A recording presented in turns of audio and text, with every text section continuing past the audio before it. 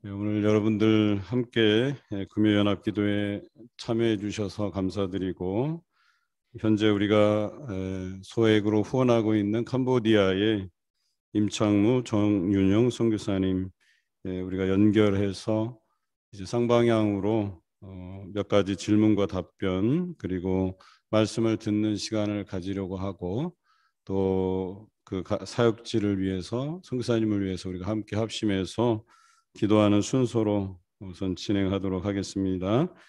먼저 우리 임창무 선교사님 인사하시고, 여러분들 얼굴도 좀 누군지 궁금하실 텐데요. 인사도 좀 하시고, 또 여러분들 위해서 원래 수염을 좀 기르셨는데 여러분을 위해서 수염을 싹 깨끗하게 깎고 접속을 하셨다고 합니다. 우리 선교사님 인사 나누시겠습니다. 안녕하세요. 우리 캄보디아 CM립에 2019년도 1월에 들어와서 선교사를 감당하고 있는 임창무. 정윤영 선교사입니다. 네, 반갑습니다. 반갑습니다.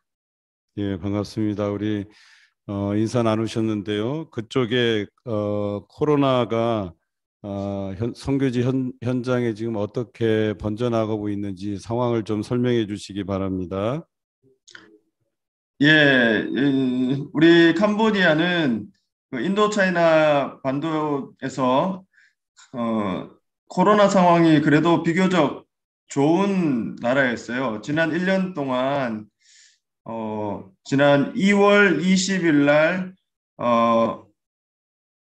확진자들이 3차 확진자들이 굉장히 지역 감염이 늘어나기 전까지는 누적 확진자가 한 300여 명대 정도로 굉장히 안정적이고 비교적 괜찮은 청정 국가라고 할 만큼 그랬는데, 지난 2월 20일부터 지역 감염이 굉장히 늘어났어요. 그래가지고 이번 지난주죠. 3월 17일부터 종교 집회 금지령이 다시 내려오고, 또 전국적으로 휴교, 아이들 학교를 다 갈 수 없는 그런 휴교 상황이 되어 있습니다. 그래서 지난 2월 20일부터 한 1,500명에서 1,700명 정도 지금 집단 이어지고 있습니다. 네. 그래서 여러 가지 상황에서 많이 어려운 상황 중에 있고요. 종교 집회가 완전히 금지되어 있기 때문에 대면에서는 사역을 할 수 없고요. 비대면으로만 할 수 있는 상황입니다. 근데 여기 여건들이 그렇게 좋지 않기 때문에 인터넷 사정이나 또 그런 이제 기계들의 사정들이 그렇게 좋지 않기 때문에 불가피하게 현지인 사역들은 찾아가서 이제 소그룹별로 찾아가서 만나는 사역이나, 또 그 외에는 이제 구제 사역이나 어떤 그런 사역 위주로 할 수밖에 없고, 다 같이 모여서 예배하는 것은 좀 현지인 사역은 좀 어려운 그런 상황들입니다. 대신 이제 한인 사역은 이제 인원이 몇 명 안 되기 때문에 이제 가능하면 또 온라인으로라도 비대면 예배를 계속 진행하려고 하고 있습니다. 예, 그러면 저희 교인들을 위해서 선교사님 하시고 계신 선교 사역의 내용에 대해서 잠시 좀 소개해 주시면 감사하겠습니다. 네, 저희는 처음 와서 이제 개척한 사역을 하는 게 아니고요. 저희는 은퇴하신 선교사님의 사역을 이양을 받았어요. 그래가지고 그 선교사님은 이제 한인 사역을 위주로 하셨던 분이시고요. 네, 저희는 와서 이제 한인 사역과 병행해서 이제 현지인 어린이 청소년 사역을 같이 병행하고 있습니다. 그래서 저희는 크게 두 가지, 한인 사역과 현지인 어린이 청소년 사역을 같이 하고 있는데요. 한인 교회는 지금 한인 예배를 드리고 있고요. 어른들 중심으로 한인 예배를 드리고 있고, 어린이 예배는 원래 한인 예배가 있었는데, 한인 어린이 예배가 있었는데 저희가 올 때 이미 인원이 많이 줄었었고, 그 남겨진 아이들은 다 다문화 가정 아이들이었는데, 그 친구들이 이제 이후에 전도를 해가지고 크마의 현진 어린이 청소년 사역으로 이제 새롭게 하고 있습니다. 어, 매주 한 30명에 40명 정도 되는 아이들이 있고요. 최근에 이제 여러 가지 이제 어떤 어려움 때문에 이제 예배 장소를 다른 곳으로 크마의 현지인 예배는 다른 장소를 알아봐야 되는 그런 상황 가운데 기도 중에 있습니다. 지역아동센터 사역과 병행해서 주중사역으로 그렇게 하고 있습니다. 그 장소라고 하면 그 장소가 좁아서 이동해야 된다는 말씀이신가요? 장소가 좁아서가 아니고요. 여기에서 이제 현재 법상 이제 현진 교회, 현진 사역은 이제 한인 사역하고 병행하기 어려운 그런 또 측면이 있더라고요. 나중에 이제 알게 됐는데, 그래서 이제 장소를 불가피하게 또 알아보고 있고, 어차피 또 인원이 많아져서 주중 사역으로 지역아동센터 사역을 하려면은 이제 예배당에서만 하기에는 좀 어려운 것도 있었고요. 예, 그런 복합적인 이유 때문에 이제 기도 중에 있습니다. 예, 감사합니다. 우리 그러면 사역하시면서 제일 어려운 것이나 또 현지에서 필요한 것들 있으시면 말씀해 주시면 감사하겠습니다. 저희가 이렇게 연차가 오래된 선교사가 아니라 아직 이제 2년 차에서 3년 차로 넘어가는 이제 말하자면 아직은 초임 선교사 입장입니다. 그래서 어떤 사역에 대한 어려움보다는 처음에는 날씨, 기후, 환경 그런 데 대한 적응하는 데 상당히 어려웠습니다. 이게 생각보다 날씨가 덥더라고요. 여기가 생각보다 날씨가 덥고 그 더운 날씨에 적응하는 것조차가 너무 어려웠고요. 그 아이들이 또 저희 이제 자녀들이 어리다 보니까 이렇게 밤잠을 잘 못 자는 날들이 참 많았습니다. 그래서 그것부터가 너무 어려웠고 또 날씨뿐만 아니라 여기 이제 주변의 환경이 한국만큼 이제 깨끗하거나 위생적이지 못하기 때문에 또 뭐 벌레라든지 여러 가지 동물들이라든지 뭐 그런 이제 것들 때문에 좀 어려움들도 있었고요. 네. 또 이제 시간이 지나가면서 이제 2년 차 정도 됐을 때는 이제 새로운 어려움들을 느꼈는데 이제 인간관계에 대해서 참 어렵구나. 현지인들하고의 인간관계, 또 동료 선교사님들과의 인간관계, 또 우리 사역을 도와주는 어떤 동역자들과의 인간관계, 그런 부분들이 참 쉽지 않구나. 그런 것들을 많이 느끼고 있습니다. 예. 예, 그리고 우리 어린 자녀들 계신데 그 어린 자녀들 교육은 어떻게 하고 계시고 또 우리 옆에 계시는 우리 아내 선교사님이신 우리 정윤영 선교사님 상황은 어떤지 간단하게 좀 소개해 주시기 바랍니다. 예, 저희 아이들이 어려요. 처음 들어왔을 때 막내가 이제 갓 돌 지난 상황에서 이제 들어왔었거든요. 지금은 8살, 7살, 5살입니다. 그래서 작년 하반기에 이제 초등학교를 처음 큰애가 입학을 했어요. 그래서 현재 있는 학교에 입학을 해서 또 둘째는 유치원에 그리고 막내는 또 다른 유치원에 그렇게 지금은 가고 있습니다. 그래서 학교를 적응하는 것도 상당히 쉽지 않더라고요. 큰 아이는 현지 말로 이렇게 가르치고 하기 때문에 학교를 가기 싫어하고 어려워하고 그럴 때도 있었습니다. 초기에 한두 달 정도 많이 힘들어한 시간들도 있었고 그런데 지금은 많이 적응하고 있고요. 학교 가는 데 대해서 못 가겠다, 안 가겠다 이렇게 하지는 않고 그래도 적응해 나가고 있는 편입니다. 막내는 모국어가 아직 서툰 상황이기 때문에 모국어를 잘 사용할 수 있도록 저희가 좀 기도하고 있습니다. 네. 그 안혜 선교사는 무엇보다도 건강이 제일 신경 쓰이는데요.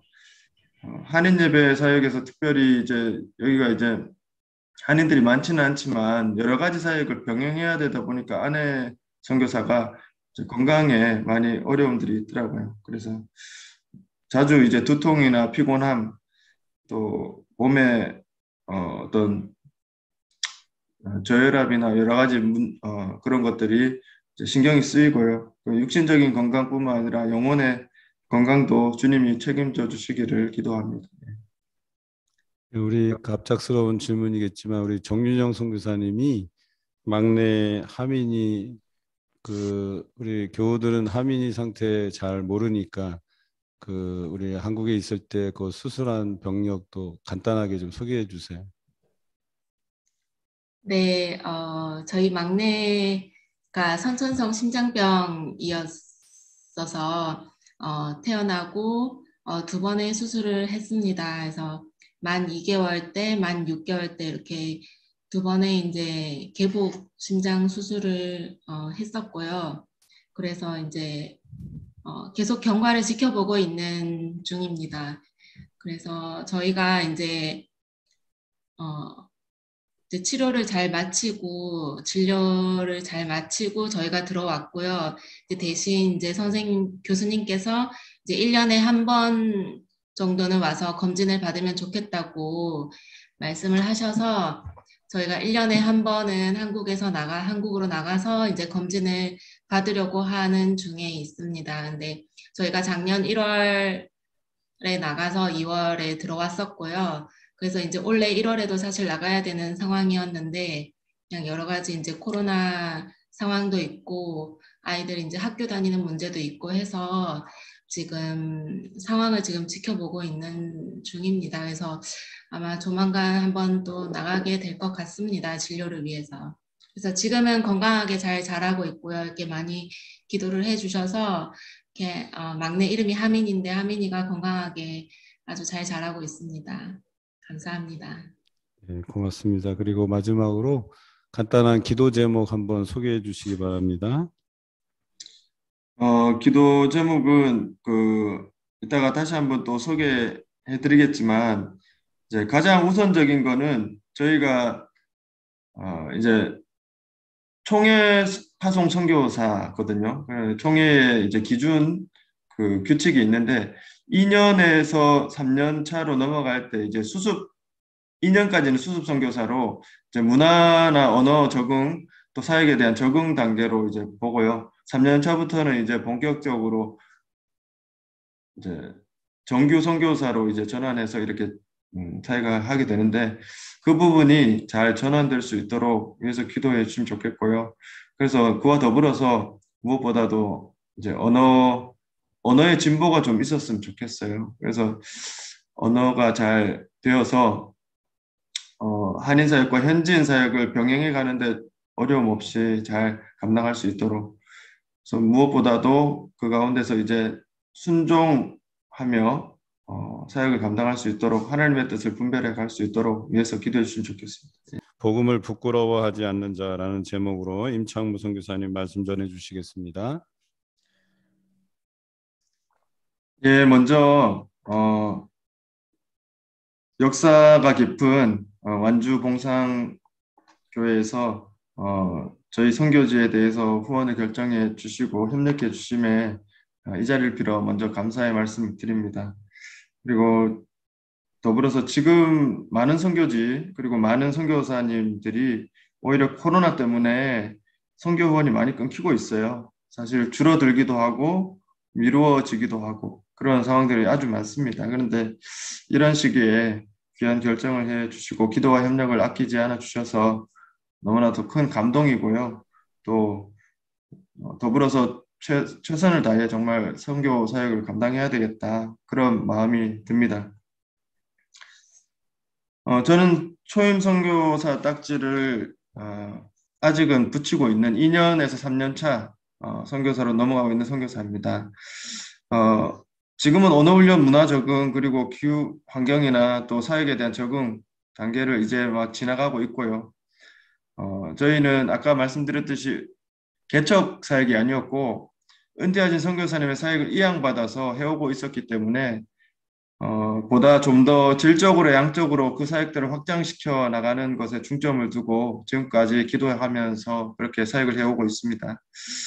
근데 막상 저희가 어린 자녀 3명을 한국에서 데려오고 또 부교역자 안으로만 있었던 우리 아내 선교사와 함께 그렇게 현장에 와 보니까요. 정말 크게 느껴지는 것이 있었습니다. 그것을 한마디로 얘기하면 선교는 내 마음 같지 않다는 거예요. 선교가 내 마음 같다 하면 참 좋겠는데 그렇지 않더라고요. 선교가 내 마음 같지 않다는 거예요. 어떤 일을 준비하고 실행할 때도 그랬고 그 기대와 현실에서도 차이를 많이 느꼈어요. 문화적인 차이, 또 기후나 환경에 대한 차이, 생활과 사역에 대한 여러 가지 저희가 생각했던 것과는 많이 다르다는 것을 점점 많이 느꼈었고요. 그렇게 하면서 정말 이곳에서 현실에서 느끼는 현장에서 느끼는 이 선교는 정말 그 개입이 크구나라고 생각을 많이 하게 됐습니다.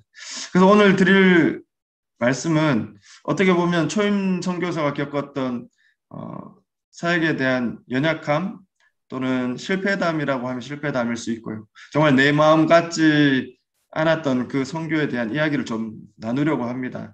아마 이런 이야기는 잘 들어보시지 못하셨을지도 몰라요. 왜냐하면 다른 선교사님들은 대부분 이제 또 감사한 이야기 또 좋은 이야기 중심으로 하실 수도 있기 때문에 그렇다고 생각이 듭니다. 그러나 물론 같지 않은 선교에 대한 이야기라고 해서 제가 느낄 때 실패와 같은 그런 느낌을 받는 선교에서 하나님 편에서 볼 때 그 사역이 실패는 아닌 줄 믿습니다. 하나님 편에서 볼 때는 물론 실패가 아닌 줄 믿어요. 합력하여 선을 이루시는 하나님을 기대하기 때문입니다. 네. 그것을 전제로 두고 크게 2가지에 대해서 이야기를 오늘 나눠보려고 해요. 첫 번째는 이곳에 와가지고 선교에 대한 큰 장애물을 2가지를 느꼈어요. 첫 번째는 건강이었습니다.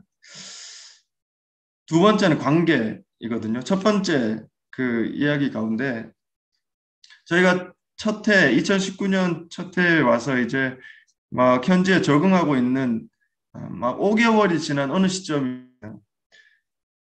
근데 이 동남아시아에서 가장 이제 유명한 이제 풍토병 중에 하나가 바로 댕기열인데요. 그 댕기열에 저희가 2019년 7월 저를 시작으로 해서 온 가족이 댕기열을 돌아가면서 앓게 되었어요. 그래서 만 1개월 동안 정말로 한 달 꼬박이었는데 우리의 가정이 또 사역이 정말로 마비될 수밖에 없는 정지될 수밖에 없는 그런 상황들이 있었어요. 댕기열이 생각보다 많이 무서운 풍토병이더라고요. 그때 2019년도 통계로 따지면 이 동남아시 지역에서만 1000명 이상의 사망이 나왔으니까요. 저희 주변에서도 사람들이 막 죽어가는 것 볼 수 있었고요. 현지인들은 치료하기도 참 어렵고 그래서 많이 죽어가는 것을 볼 수 있었어요. 근데 희한한 것은 그 댕기열이 여기에서 10년 동안 사역하시는 우리 한인 사역 선교사님들 중에도 안 걸리시는 분은 안 걸리시더라고요. 10년이 지나도 20년이 지나도 안 걸리시는 분은 또 안 걸리시는 분도 있어요. 어쨌든 그런 과정 속에서 건강이 멈춰버리니까 한국에서도 그렇지만 이 선교지에서 더더군다나 아무것도 할 수 없는 것을 느꼈어요. 그 몸이 회복되는데도 상당한 시간이 걸렸습니다. 환경도 열악하고 의료 환경도 열악하고 또 회복 시간도 많이 더디 걸리는 듯한 느낌을 많이 받았습니다. 또 후유증도 있었어요. 후유증도 얼마나 심했는지 몇 달 동안이나 여러 가지 감각이 많이 무뎌졌어요. 운동 감각도 그렇고 음식에 대한 맛도 그렇고 면역력도 떨어지고 몸에 상당한 큰 타격을 주더라고요. 그 당시에 그 이제 질병을 경험하면서 아, 백 몇십 년 전에 한국에 오셨던 미국 선교사님들이나 외국 선교사님들이 느꼈던 그 풍토병, 이질이나 또 장티푸스나 여러 가지 풍토병에 의해서 몇 개월 만에 순교하시는 그런 선교사님들을 많이 생각하게 됐어요. 아, 이게 쉬운 일이 아니구나. 정말 쉬운 일이 아니구나. 아, 선교가 정말 내 마음 같지 않구나. 그런 것들을 많이 느꼈습니다. 그래서 사실은 지금 코로나가 참 많은 사람들을 불안하게 하고 염려하게 하는데 저는 코로나가 그렇게 무섭지 않아요. 예. 코로나만큼은 뭐 아닐지 모르지만 그와 비슷한 경험들을 정말 목숨이 위중할 수 있는 그러한 경험들을 했었기 때문에 아, 이 코로나 상황에도 하나님이 지키시면 가능하고 하나님이 또 다른 뜻이 있으시면 어쩔 수 없는 거구나. 그런 생각들을 하면서 하나님께 맡기고 그렇게 사역을 감당하고 있습니다. 둘째 해가 되면서요. 그렇게 몸이 많이 안 좋아진 상태에서 한 1년 하반기를 보냈고요. 작년 이제 초가 되면서 두 번째 큰 선교의 장애물을 하나 느꼈어요. 그게 뭐냐면 작년에 우리 모두가 느끼고 있었던 거지만 커다란 충격이었죠. 선교지에서도 마찬가지고 한국에서도 마찬가지인데 코로나 바이러스였습니다. 전무후무한 그런 이제 일이었는데요. 그 코로나 때문에 작년 3월부터 근 6개월 정도를 종교 집회 금지령이 이어졌어요. 전국적으로 휴교령이 계속 이어졌었고, 그래서 현진 예배의 경우에 거의 6개월 정도를 쉴 수밖에 없는 상황이었습니다. 그리고 한인 예배 같은 경우에는 최대한 비대면으로 방역 수칙을 지키면서 온라인과 오프라인을 병행할 수밖에 없는 상황이었어요. 말하자면 저는 선거 이제 3년 차 들어가는 저의 입장으로서 거의 1년 남짓 절반 이상의 시간을 코로나 상황으로 보내고 있습니다. 한국에서의 코로나 상황도 참 만만치 않으실 것 같아요. 그렇지만 이 선교지에서 맞닥뜨리는 이 코로나 상황이 참 감당하기 어려운 일들임을 고백합니다. 더구나 이게 얼마나 오래 갈지 모른다는 것이 더 그런 마음을 갖게 합니다. 여기 현지인들 같은 경우에는 검사비가 굉장히 비싸요. 한국은 정확히 얼마 하는지 제가 잘 모르겠는데 여기서는 120불, 130불 정도 되는 검사비예요. 그러면 현지인들의 거의 월급의 절반 정도 되는 비용이기 때문에 너무 비싸기 때문에 검사를 하지 않습니다. 그리고 또 거기에 대한 정보들이 많이 없기 때문에 불안과 염려를 가지고 또 직장도 잃고 또 어떤 대책이나 방법도 없이 근근히 살아가는 현지인들을 참 많이 보게 돼요. 참 안타까운 현실이긴 합니다. 그렇게 또 다른 충격이 있는 가운데 그럼에도 불구하고 참 감사한 일들도 있었습니다. 저희가 처음에 왔을 때 한인 어린이 예배를 드렸었어요. 근데 그 남겨진 아이들이 3명이었습니다. 그 전임 선교사님께서 한참 이제 어린이들이 많을 때는 이제 20명 넘게도 있었거든요. 그런데 이제 한인 어린이 사역이 위축되고 이제 3명이 남아 있는 상황이었는데 그 아이들은 100% 다문화 가정 아이들이었어요. 아빠는 한국인이었고 엄마는 캄보디아인이거나 베트남 계열인이었어요. 그래서 저희 애들 3명까지 6명이 같이 예배를 드리고 있는 상황이었습니다. 그런데 어느 시점이 지나면서 한두 명 아이들이 전도해 오기 시작했어요. 그 6명 아이들이 이제 그 현지인 아이들 3명이 전도해 오는데 똑같은 다문화 가정 아이들이었어요. 그 다문화 가정 아이들은 아빠가 한국인이 아니고 아빠가 외국인, 다른 나라 외국인이거나 또 현지인 엄마 사이에서 나온 그런 또 다른 현지인이죠. 현지인 아이들. 그렇지만 또 다른 다문화 가정 아이들이었어요. 그 아이들이 6명 정도가 나오기 시작했어요. 그렇게 해서 이제 12명의 아이들과 함께 잘 예배를 드리고 있는 상황이었는데, 그러던 중에 이제 작년 초에 코로나가 터지게 되었어요. 그래서 6개월이나 공백이 있었거든요. 작년 3월부터 9월까지 6개월 정도의 공백이 있었습니다. 그렇게 공백 기간이 생기면서 참 마음이 안타까웠어요. 이 현지인 아이들을 전도하고 또 복음을 전하는 그 기회가 이제 주어졌는데 이 코로나 때문에 이렇게 할 수가 없게 되었구나. 그 마음이 너무나도 안타까웠어요. 그래서 9월경 어느 날이 되었을 때 다시 이제 예배를 시작할 수 있는 상황이 되었어요. 그 정부에서부터 공식적으로 예배를 다시 재개할 수 있는 상황이 돼서 그 어린이들을 찾아가서 이제 집을 찾아가서 다시 예배를 시작할 수 있게 되었다. 이렇게 알려주게 되었죠. 그리고 그 아이들과 함께 작년 9월에 다시 예배를 시작했어요. 그런데 놀라운 이제 일들이 벌어지는데 그때부터 이제 9월, 10월, 11월 한 3개월 동안 매주 새 친구들이 오기 시작했어요. 매주. 저희가 전도하러 막 다닌 게 아니에요. 사실 코로나 기간도 있었고 전도하러 막 다니지 못했고 그런 상황이었는데도 불구하고 그 아이들이 다시 예배를 시작하면서 3개월 동안 매주 새 친구들이 오는데 12월이 된 시점에 아이들이 44명이 되었어요. 할렐루야. 예. 저희가 처음 이곳에 도착했을 때 아이들이 3명의 아이들이 다문화 가정 아이들이 있었는데 그 아이들을 생각해 보면 10배가 넘는 숫자예요.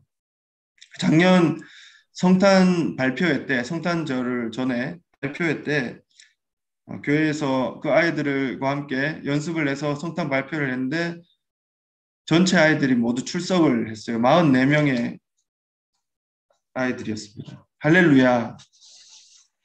하나님께서 저보다 더, 제 마음보다도 더 선교에 대해서 급한 마음을 가지고 계시다는 걸 느꼈어요.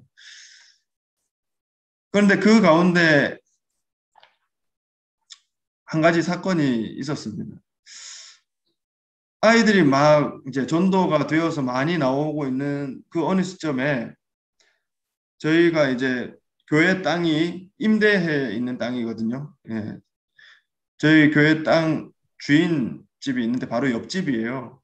그 옆집 아줌마가 이해할 수 없는 어떤 예배에 대한 방해, 또 여기 현지인 어린이들이 예배에 참석하고 주중에 또 주중에 교회를 방문하고 하는 그런 것들을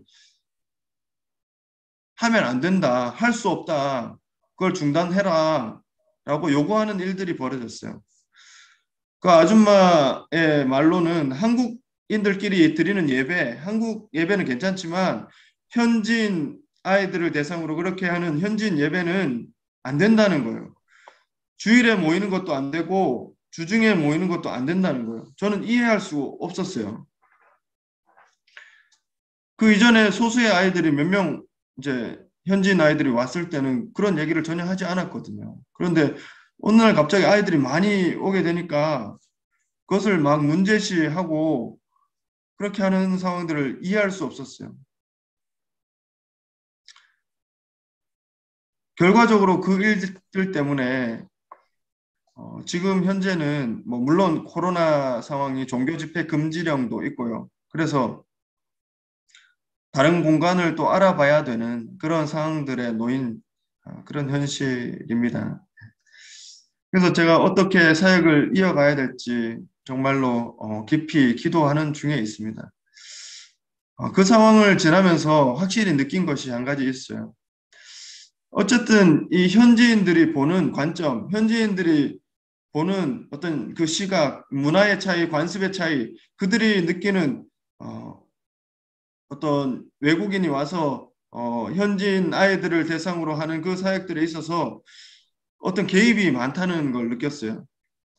제가 나쁜 일을 하는 게 아니고 제가 그들에게 도움이 되는 일을 하고 함께 예배를 드리고 그들에게 도움을 줄 뿐인데 왜 이렇게 바라볼까 정말 이해하기 힘들었어요. 그런데 이 과정 속에서 제가 결론적으로 느끼는 거는 현지인들과 어쨌든 최대한 그들을 존중하고 상호협조적으로 그 사역들을 하지 않으면 다시 말해서 제 모습 가운데 또 우리의 사역의 모습 가운데 그 관계 속에서 예수 그리스도의 모습을 잘 드러내고 사랑으로 평화의 관계로 평안하고 서로 화목한 관계로 그 모든 것들이 잘 진행되지 않으면 오히려 하나님께서는 그 사역들을 기뻐하지 않으실 수도 있겠구나. 그런 관계의 어려움으로 인해서 그러한 일들이 있을 수도 있겠구나 하는 결론이었어요. 물론 그 과정 속에서 한 가지 또 하나님께서 이 어려웠던 관계들을 회복시키는 하나의 사건들이 있었습니다. 그게 뭐냐면 그 옆집 아주머니에게 동생이 2명이 있었는데 한 사람은 이제 건강이 아주 안 좋았고 지병이 있으셨고 한 분은 이제 정신이 좀 안 좋으신 분이셨어요. 근데 그 건강이 많이 안 좋으셨던 지병이 있으셨던 그분이 근 몇 달 사이에 급작스럽게 알아 눕게 되셨어요. 그러더니 지금으로부터 몇 주 전에 급작하게 상태가 많이 좋았어요. 그리고 알아 눕게 되셨어요. 그러더니 얼마 안 돼서 죽게 되었어요. 그 과정 속에서 제가 그 아저씨를 너무 안타까운 마음에 죽기 전에 그 집으로 찾아가게 됐습니다. 그리고 그동안 내가 잘 몰랐고 또 아주머니에게 불편한 마음을 주었고 했던 부분들이 있다면 이 모든 상황 속에서 나를 용서해라. 그리고 화해의 말씀을 드렸어요. 그랬더니 아주머니는 괜찮다. 다 이해한다. 그리고 정말 아들처럼 또 이웃처럼 그렇게 생각했었다라는 고백을 하셨어요. 그날로부터 며칠을 연속으로 그 집을 찾아갔고 그 환자에게 안수하고 간절하게 기도를 드렸어요. 그동안에 미안함도 있었고 안타까움도 있었고 그래서 더 간절히 기도드렸어요. 하나님 이 가정을 불쌍히 여겨주십시오. 이 사람을 살려주시고 구원해 주십시오. 그렇게 기도했어요. 하나님께서 제 기도를 들어주시는 것 같았고 너무 감사했어요. 그래서 그런 중에 이제 내가 이 아저씨가 완전히 돌아가시기 전에 복음에 대해서 더 정확하게 설명해 드리고 고백하실 수 있도록 도와드려야 되겠다. 그런 마음이 있었어요. 그런데 그 3일이 지나는 동안 제 마음에 주저주저함이 있더라고요.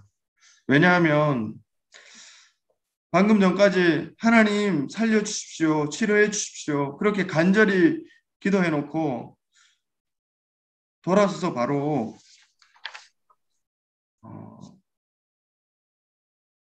죽음을 준비해야 됩니다. 천국이 소망입니다. 천국만이 소망이요. 예수님만이 소망입니다. 죽음이 곧 다가옵니다. 그렇게 말씀을 드리는 게 너무 마음적으로 어려웠어요. 막상 그 이야기를 꺼내려고 하니까 마음이 너무 불편하더라고요. 죽어가는 사람 앞에서 죽음을 받아들이라고 당신 죽을 거다 이렇게 종용하는 것 같아서 너무나도 마음이 어려웠어요. 마치 저 아주머니나 저 사람들 가족들이 볼 때 저 외국 선교사가 저 목사가 와서 기도했는데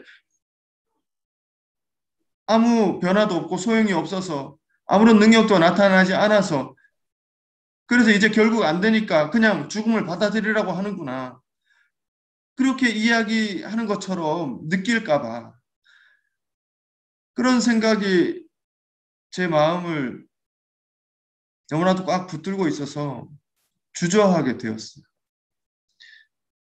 그래서 하루하루 차일피일 그 말을 미루고 있는 찰나에 그 다음 날 이제 또 기도를 해드리기 위해서 그 집에 갔는데 아줌마가 이미 좀 전에 죽었다 이렇게 얘기를 하시는 거예요. 제 마음속에 참 많은 자책감과 후회가 있었어요. 주님, 제가 때를 자꾸 미뤘군요. 주님, 제 탓입니다. 제가 주저했습니다. 죽어가는 자 앞에서 죽음을 직시하도록 이야기하지 못했습니다. 그것이 너무 어려웠습니다. 주님, 나를 불쌍히 여겨주시고 저 영혼들도 불쌍히 여겨주십시오. 그렇게 기도하게 됐어요. 사랑하는 여러분, 우리에게 있어서 복음을 전해야 되는 그 때는 정해져 있지 않습니다. 내일이나 모레 어느 때가 되면 그 이야기를, 그 복음에 대한 이야기를 할 수 있겠지라고 생각하는 것은 우리의 착각인 거예요. 복음을 전해야 되는 때는 따로 정해져 있지 않아요. 바로 지금이 바로 그 때인 줄 믿습니다. 바로 우리에게 주어진 이 시간, 이 현재, 지금 이 시간이 바로 그 때인 줄 믿습니다. 내가 그 때를 조정할 수 없기 때문입니다. 그렇기 때문에 하나님은 우리에게 말씀하세요. 때를 얻든지 못 얻든지 하나님의 말씀을 전하라는 거예요. 사랑하는 여러분, 오늘 이 읽었던 로마서 1장의 사도 바울은 절대적으로 사람들의 눈치를 보지 않는 사람이었어요. 어떠한 거리낌이나 어떤 꺼리는 마음 없이 어떤 상황에서도 복음을 전하는 사람이었어요. 부끄러움 없이 복음을 전하는 사람이었어요. 어떠한 상황 가운데서도 부끄러움 없이 예수를 전하는 사람이었어요. 그가 어떤 사람이었는지는 사도행전을 보면 우리는 잘 알 수 있어요. 여러분, 사도행전 20장에 가보면 그 사도 바울이 어떤 사람이었는지 우리는 알 수 있어요. 사도행전 20장에 가보면 에베소 교회를 향해서, 에베소 교회 장로들을 향해서 그가 고별 설교를 하면서 이렇게 고백합니다. 사도행전 20장 26절에서 27절 말씀에 그러므로 오늘 여러분에게 증언하거니와 모든 사람의 피에 대하여 내가 깨끗하니 모든 사람의 피에 대하여 내가 깨끗하니 이는 내가 꺼리지 않고 하나님의 뜻을 다 여러분에게 전하였습니다. 이는 내가 꺼리지 않고 하나님의 뜻을 다 여러분에게 전하였습니다. 나는 꺼리지 않았다는 거예요. 어떤 상황에서도 내게 어떤 불이익이 주어져도 어떤 부끄러운 상황이 있을지라도 나는 그것을 꺼리지 않고 사람들이 어떻게 생각할지라도 사람들이 어떻게 판단할지라도 내게 어떤 결과들이 주어질지라도 그거에 연연하지 않고 꺼리지 않고 하나님의 뜻을 다 여러분에게 전하였다는 거예요. 그러므로 나는 모든 여러분들의 또 모든 사람들의 피에 대하여 내가 깨끗하다 고백하였던 거예요. 사랑하는 여러분, 여러분이나 저나 우리는 누구나 빚을 지고 사는 사람이에요. 물질적인 빚을 지고 사는 사람들도 있겠죠. 그러나 우리가 지는 빚은 또 다른 빚이에요. 사랑의 빚입니다. 인간적으로 보면 부모로부터, 형제 자매로부터, 가족으로부터, 선생님으로부터, 선후배로부터, 상사나 동료로부터, 교우들이나 이웃들로부터 사랑의 빚을 지고 사는 사람들이에요. 그 빚은 너무나도 커요. 그러나 그것과도 비교할 수 없는 큰 사랑의 빚을 지고 사는 사람들이 우리입니다. 바로 주님에 대한 사랑의 빚이에요. 주님께서 우리에게 베풀어 주신 주님이 우리를 살리시고자 자신의 목숨을 내어주시고 어떤 부끄러운 상황 가운데도 부끄러워하지 않고 게으르지 않고 꺼리지 않고 주님께서 우리에게 오시고 십자가를 지시고 우리를 위해 그 목숨을 내어주신 그 사랑의 빚을 지고 있는 것입니다. 이 사도 바울은요, 그 사랑의 빚을 진 자라고 자신이 고백해요. 나는 헬라인이나 야만인이나 지혜 있는 자나 어리석은 자에게 모든 자에게 내가 빚진 자다. 그 빚이 무슨 빚이겠습니까? 사랑의 빚인 거예요. 그 빚을 갚고 싶다는 거예요. 모든 사람에게 빚을 진 그 사랑의 빚, 그 빚을 갚고 싶다는 거예요. 사랑하는 여러분, 오늘 이 사도 바울은요, 나는 예수님에게 사랑의 빚을 진 사람이다 라고 고백하지 않아요. 오히려 모든 자에게 사랑의 빚을 졌다는 거예요. 헬라인이나 야만인이나 지혜 있는 자나 어리석은 자에게, 모든 사람들에게 내가 빚을 졌다는 거예요. 사랑의 빚을 졌다는 거예요. 내가 주어야 하고 반드시 갚아야 하고 내가 되돌려 놓아야 하는 그 사랑의 빚, 예수 나에게 해주신 사랑의 빚, 나의 죄악의 대가를 치러야 됨에도 불구하고 그 대가를 탕감해 주신 은혜의 빚, 그러므로 이제 내가 모든 자 앞에서 반드시 갚아야 될 그 예수 사랑의 빚, 그 빚을 졌다는 거예요. 그렇기 때문에 할 수만 있다면, 가능하기만 하다면 그 복음을 너희에게도 전하기를 원한다는 거예요. 그럼 그것이 가능하다면, 가능의 여지만 있다면, 주님이 가능하시도록 인도해 주시기만 한다면 나는 복음을 전하기를 원한다는 것. 사도 바울은 자기 자신에게 베푸신 주님의 사랑을 기억할 뿐만 아니라 그 빚을 갚기를 원했어요. 그 복음을 전하는 과정이 어떤 상황일지라도, 그 복음을 전하는 환경이 어떠할지라도, 내 마음 상태가 어떠할지라도, 그 복음을 듣고 있는 그 상대방이 어떠한 처지일지라도 어떤 눈치도 보지 않았어요. 어떤 결과도 따지지 않았어요. 어떤 상황인지 묻지 않았어요. 어떤 반응일지도 생각지 않았어요. 때를 얻든지 못 얻든지 복음을 전하기 원했던 사람이 사도 바울이에요. 그렇게 달려갈 길을 다 마치기를 원했던 사람이 사도 바울이에요. 사랑하는 여러분, 제가 오늘 참 부끄러운 또 선교사의 이름으로, 목사의 이름으로 그러한 고백을 여러분들에게 드렸지만 이 모든 상황이 여기가 끝은 아니라고 저는 믿습니다. 여러분, 우리 주변에 있는, 여러분들 주변에 있는 믿지 않는, 여전히 믿지 않고 있는 가족들이 있으십니까?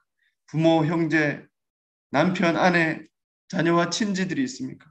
여전히 믿지 않고 있는 친구들, 동료들이 있습니까? 여전히 믿지 않고 있는 이웃들이 있습니까? 그들과 함께 할 수 있는 시간이 그리 많지 않다는 거예요. 그들과 함께 나눌 수 있는 복음의 이야기를 나눌 수 있는 그 시간이 그리 많지 않다는 거예요. 내가 그 시간을 조절할 수 없다는 거예요. 그래서 할 수만 있다면, 오늘 이 사도 바울처럼 할 수만 있다면 언제든지 그 복음을 전할 수 있는 우리 모두가 되실 수 있기를 주님의 이름으로 간절히 축원합니다. 할렐루야. 주님께서 능력을 주시고 믿음을 주시고 전할 수 있는 입술의 말도 주실 줄 믿습니다. 그래서 그 은혜가 저와 여러분에게만 미치는 것이 아니라 우리 주변에 있는 많은 여전히 예수 그리스도를 알지 못하는 자들에게, 그 사람들에게 넉넉히 임하실 수 있기를 주님의 이름으로 간절히 축원합니다.